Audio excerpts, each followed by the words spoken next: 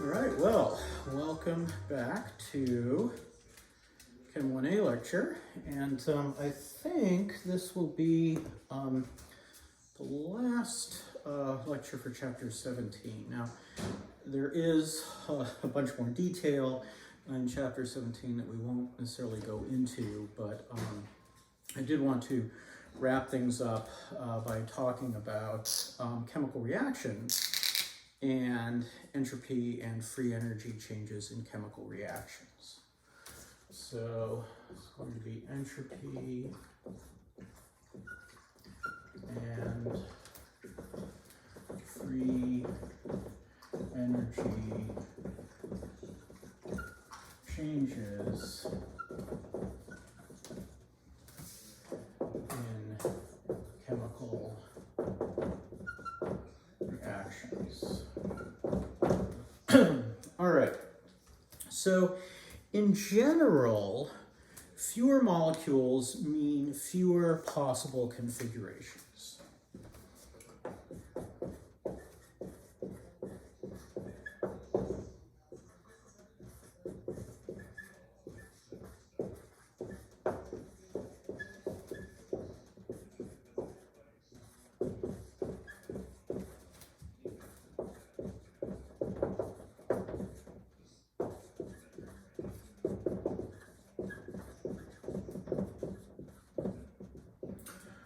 And fewer possible configurations, remember from the last lecture, entropy equals, or S equals K natural log of W. Well, W's are possible configurations. So fewer possible configurations means lower entropy.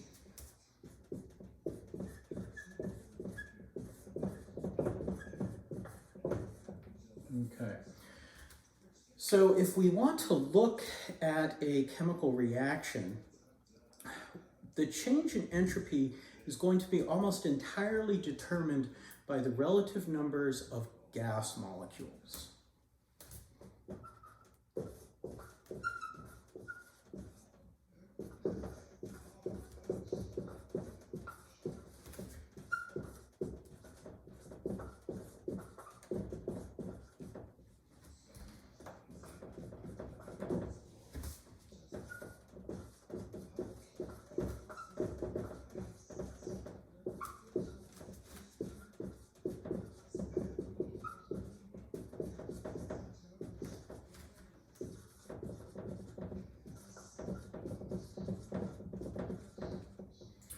So if our product has more gas molecules, more moles of gas in the reactant, then we're going to have an increase in entropy, a positive delta S.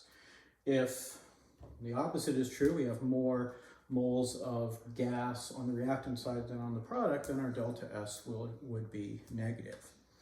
So we could, actually I can write up some examples here. So let's take a look at CaO, calcium oxide. And so that will actually, I'm sorry, this isn't calcium oxide, it's calcium carbonate. Come on, Wayne. CO3. And this is the stuff that, not solid, that's the stuff that will decompose if you heat it to give calcium oxide, which is a solid plus CO2 gas. So in this case, we've got solid on the reactant side and solid and gas on the product side. So low entropy here, it's a solid. This solid's also low entropy. How would you tell between the two? Well, you'd actually have to do calculations. You'd look it up in a table. We don't need to do that because we have a mole of gas on the product side and no moles of gas on the reactant side. So in this case, delta S is going to be greater than 0. Another example, let's see, in my notes here, I've got 2SO2 gas plus O2 gas, and those are going to react to give 2SO3 gas. here we're going from 1 to 3 moles of gas. And remember the ideal gas law. The identity of the gas doesn't matter. It's just, is it a gas? Same sort of thing here. Doesn't matter what our gas is, it's going to have higher entropy the more moles of it we have. So we've got a total of 3 moles of gas on the reactant side, 2 moles on the product side, more entropy, higher entropy in the reactants, lower entropy in the products, thus delta S is less than 0, negative. Okay, the key here, the important thing is what delta S is, what the change in entropy is.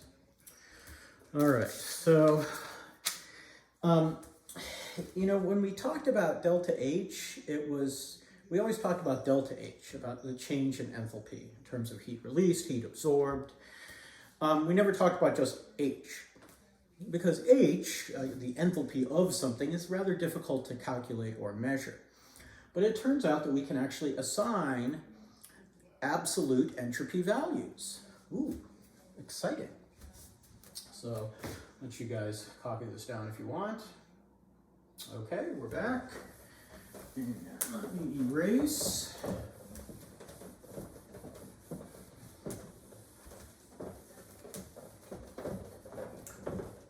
The reason why we can assign absolute entropy values is because of the third law of thermodynamics.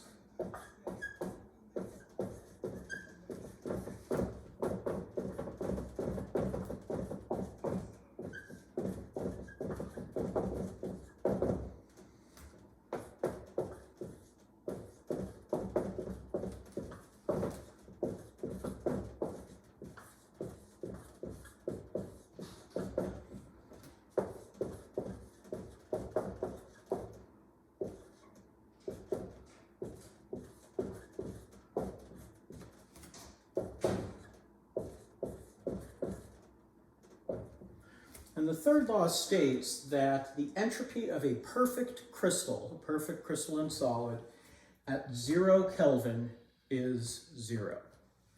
So perfect crystal at absolute 0 has 0 entropy. So we can look up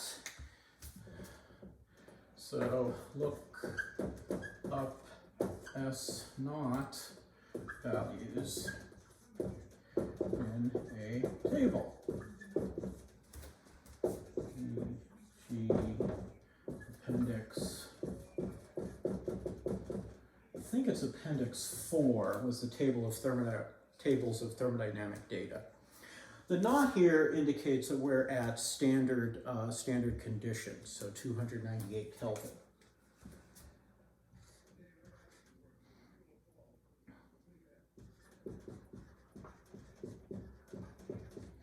Or the standard state. 290, not 289. Boy, it's Monday, what can I say? 298, 98 Kelvin. Also assumes that we've got 1 mole of anything, 1 molar of solutions and 1 atmosphere of gases, but the temperature is going to be the most important thing for us.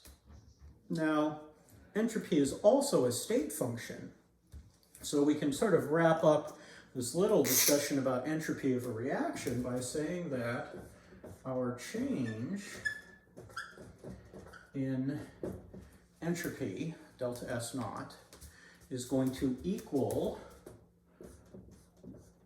the sum of our entropy of our products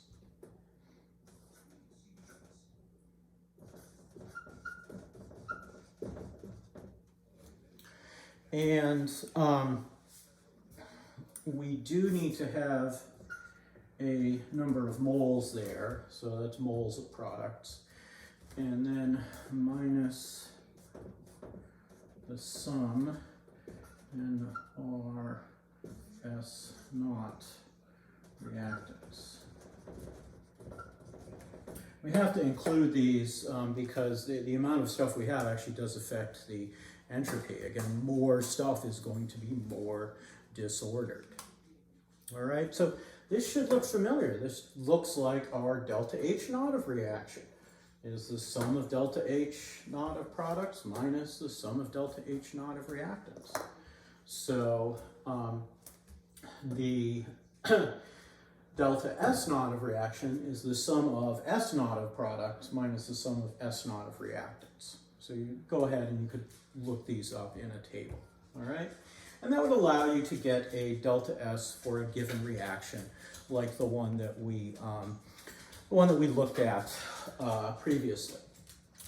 Now we can expand this a little bit and just see here by taking a look at free energy.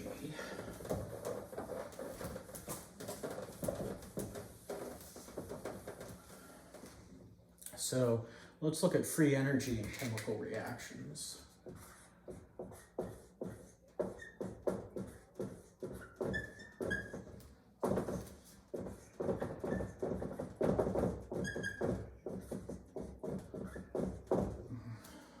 Black pen is running out here. All right. Now, in this case, we're going to be looking at delta G naught, which is our standard free energy change. So we've got everything in their standard states, and we're at 298 Kelvin. So, just for example, let's take the reaction synthesis of ammonia. N2 gas plus 3 H2 gas gives, and I'm actually going to write this with kind of a funky arrow here.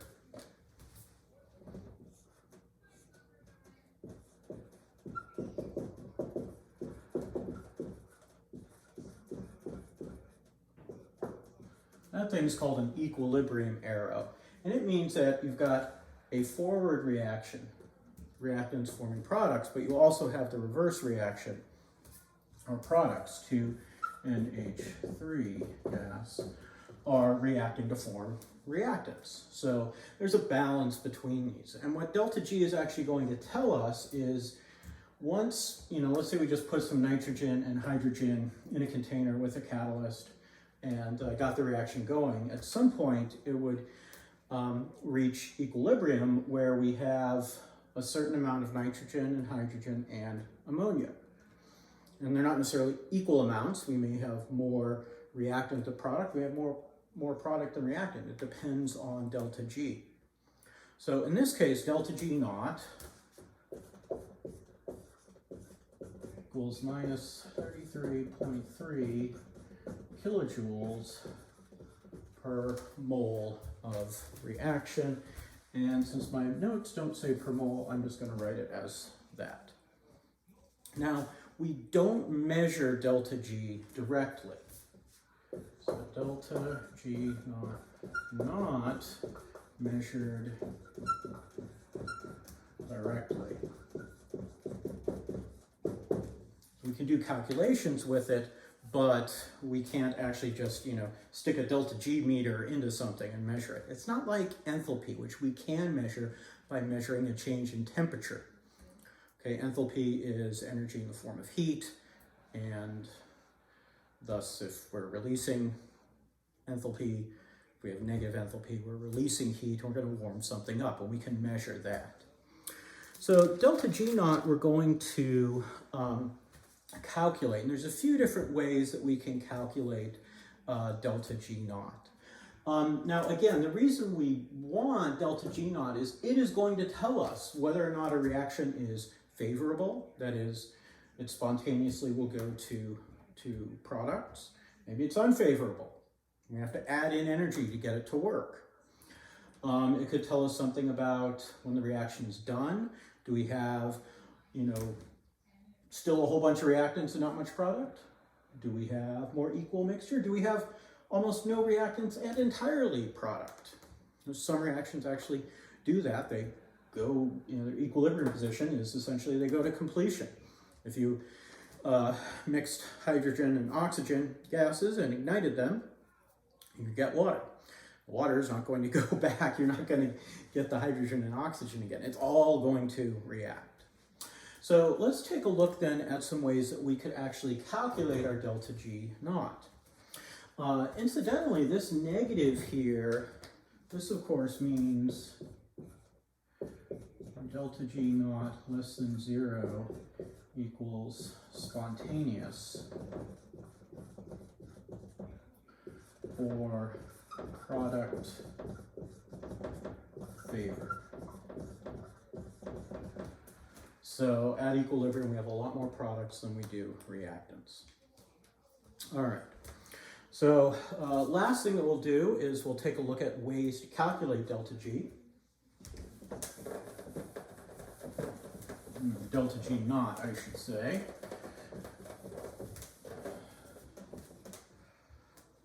So there are a few different ways that we can calculate delta G.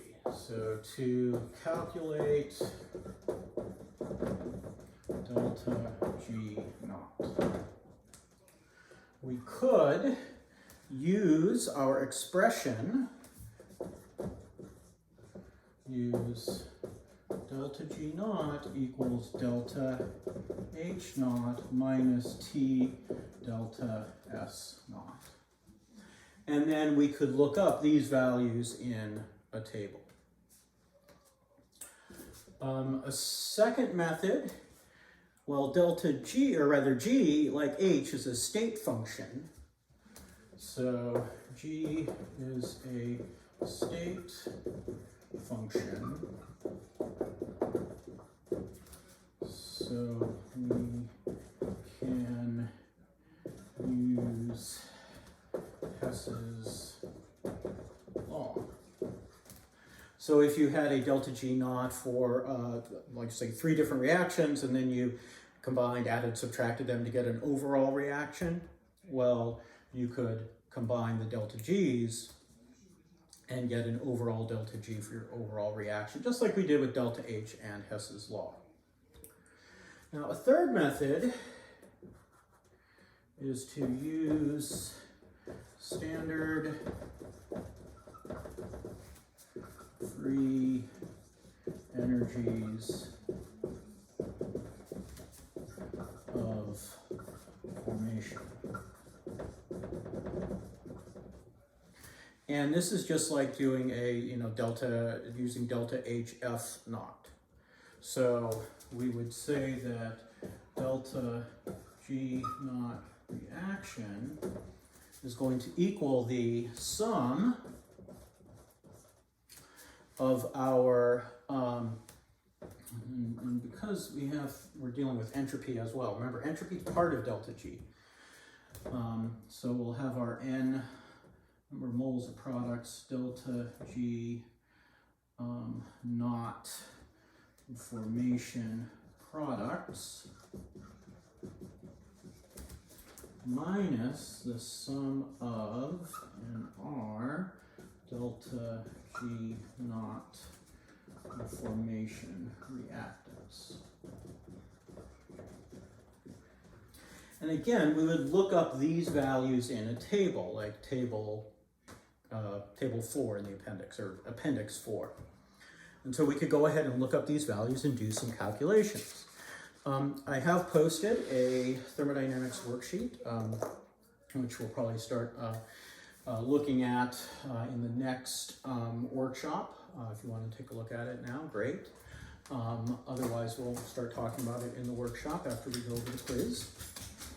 And yeah, that's about all I think I want to talk about thermodynamics right now. So the key here to remember is delta G is really our measure of whether a reaction is going to proceed to products or not. I mean, what's more favorable, having a lot of products, having a lot of reactants. And it's composed of 2 parts, a heat part, enthalpy, delta H naught, and an entropy part. Sometimes we talk about this as being like an energy. So energy in the form of heat and entropy. And overall, it gives us the free energy. And of course, there's the temperature dependence. So if you're trying to, remember an equation, or you won't have to remember them because you can use your text, or I'll put them on the next exam anyway. This is one of the big ones to remember here. Delta G naught equals delta H naught minus T delta S naught. This tells you what you need to know. And on that note, I think we will end chapter 17 lectures here. And until next time, I'll see you at the gray house with the white trim.